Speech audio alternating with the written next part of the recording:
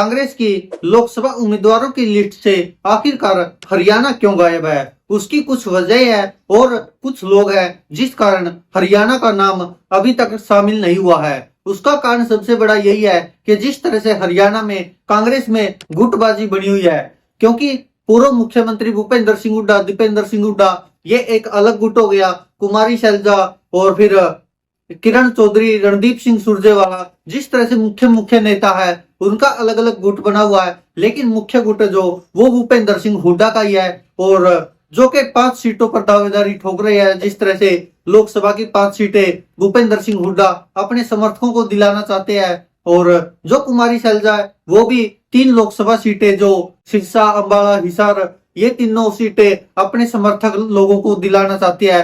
हालांकि जो बड़े बड़े नेता सबके सब ये पहले ही साफ कर चुके कि वो लोकसभा चुनाव नहीं लड़ना चाहते और वो सीधा सीधा विधानसभा चुनाव लड़ना चाहते हैं।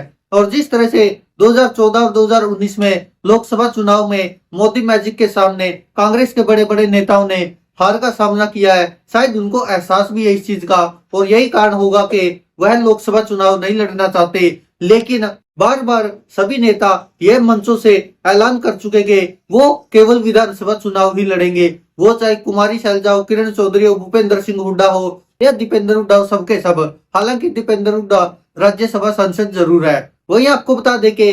और अब इसको लेकर ये सब बातें जो कांग्रेस के राष्ट्रीय अध्यक्ष है मल्लिकार्जुन खड़गे और प्रदेश के जो प्रभारी है उनको पहले ही बता चुके हैं, और उसके बावजूद यही कारण है कि अब हाईकमान कुछ और चाहता है और जो हरियाणा कांग्रेस है वो कुछ और चाहती है, क्योंकि हाईकमान चाहता है कि इस बार पूरी तरह से सामना किया जाए भारतीय जनता पार्टी का। और यही कारण है कि हरियाणा में कांग्रेस ने अब तक किसी भी सीट पर कोई उम्मीदवार नहीं उतारा है, किसी की घोषणा नहीं की है, और इसीलिए शायद कांग्रेस की पहली लिस्ट से हरियाणा गायब है। और अब देखना होगा कि क्या कांग्रेस हाईकमान बड़े बड़े चेहरों पर दाव खेलना चाहती है या फिर जो बड़े बड़े चेहरे हैं हरियाणा कांग्रेस के, या फिर उनकी चलती है और वो विधानसभा चुनाव लड़ने में सफल होते हैं और वो लोकसभा चुनाव से किनारा कर जाते हैं, ये देखना होगा। लेकिन इतना तो तय कि कांग्रेस में सब कुछ सही नहीं है, और इससे पहले भी ये लगातार होता रहा है कि जो हुड्डा ग्रुप है उसके साथ किसी की बनती नहीं है। वो पहले आपने देखा होगा अशोक तंवर होते थे, उनकी भी नहीं बनती थी, वो अलग चलते थे, हुड्डा ग्रुप अलग चलता था। कुमारी शैलजा, किरण चौधरी, रणदीप सिंह सुरजेवाला, ऐसे बहुत सारे चेहरे थे, जिस कारण भूपेंद्र सिंह हुड्डा की अब तक कांग्रेस में अच्छी चलती आई है। और हरियाणा में देखा जाए तो भूपेंद्र सिंह हुड्डा का दबदबा भी है, क्योंकि वह पहले भी 2 बार मुख्यमंत्री रह चुके हैं, और यही कारण है कि भूपेंद्र सिंह हुड्डा का शायद दबदबा कायम भी रहेगा। अब देखना होगा कि जो कांग्रेस अगली लिस्ट जारी की करेगी, शायद उसमें हरियाणा का नंबर आ सकता है, और शायद हरियाणा की जो 10 लोकसभा सीटें हैं उन पर उम्मीदवार खड़े हो सकते हैं। लेकिन अब तक का सबसे बड़ा कारण यही माना जा रहा है कि कांग्रेस के जो हरियाणा के नेता है उनके बीच नाराजगी है, और यही कारण है कि अब तक हरियाणा की किसी भी सीट पर कोई उम्मीदवार घोषित नहीं हुआ है। वहीं आपको बता दें कि कुमारी शैलजा जिस तरह से हरियाणा में कांग्रेस का एक बड़ा चेहरा है, वह 3 लोकसभा सीटों पर अपने उम्मीदवार चाहती है, सिरसा, अंबाला और हिसार, क्योंकि इन पर उसकी अच्छी पकड़ भी है। और सिरसा, अंबाला से तो वो 2 बार सांसद भी रह चुकी है, और यही कारण है कि कुमारी शैलजा भी चाहती है कि उसके समर्थकों में से जो 3 लोकसभा सीटें हैं वो उनको मिले, हिसार, सिरसा और अंबाला। वहीं बाकी 7 सीटों पर भूपेंद्र सिंह हुड्डा खुद के समर्थकों को टिकट दिलवाना चाहते हैं लोकसभा की। हालांकि हार जीत क्या होगी वो तो चुनाव आने पर पता चलेगा, और एक सीट तो आम आदमी पार्टी को पहले ही दे चुकी है हाईकमान। जिस तरह से इंडिया गठबंधन बना है तो कहीं ना कहीं पेच फंसता नजर आ रहा है, और यही कारण है कि अब तक हरियाणा इस लोकसभा सूची से बाहर रहा है जो कांग्रेस ने पहली लिस्ट जारी की है। और अभी और मीटिंगें होगी, उसके बाद शायद फैसला हो जाए कि आखिरकार किन सीटों पर कौन उम्मीदवार होगा। हो सकता है कि कांग्रेस हाईकमान बड़े बड़े चेहरों को ही मैदान में उतार दे, क्योंकि कुमारी शैलजा और किरण चौधरी कह भी चुकी है कि वह विधानसभा चुनाव लड़ना चाहती, लोकसभा चुनाव नहीं लड़ना चाहती।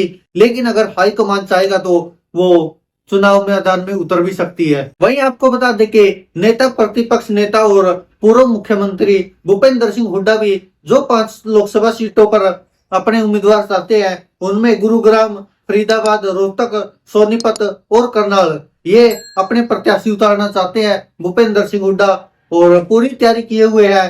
हुड्डा गुट रोहतक से राज्यसभा सांसद दीपेंद्र हुड्डा, सोनीपत से कुलदीप वत्स, करनाल में चाणक्य शर्मा और गुरुग्राम से राव दान सिंह और फरीदाबाद से महेंद्र प्रताप सिंह इन पर दाव खेलना चाह रहे हैं। और इसको लेकर पार्टी की जो पहली स्क्रीनिंग मीटिंग हुई थी उसमें चर्चा भी हुई, लेकिन अभी तक इस पर कोई फैसला नहीं हो पाया है। और यही कारण है कि अब तक हरियाणा लोकसभा सीटों की सूची से बाहर है। अब देखना होगा कि समीकरण कैसे बनते हैं।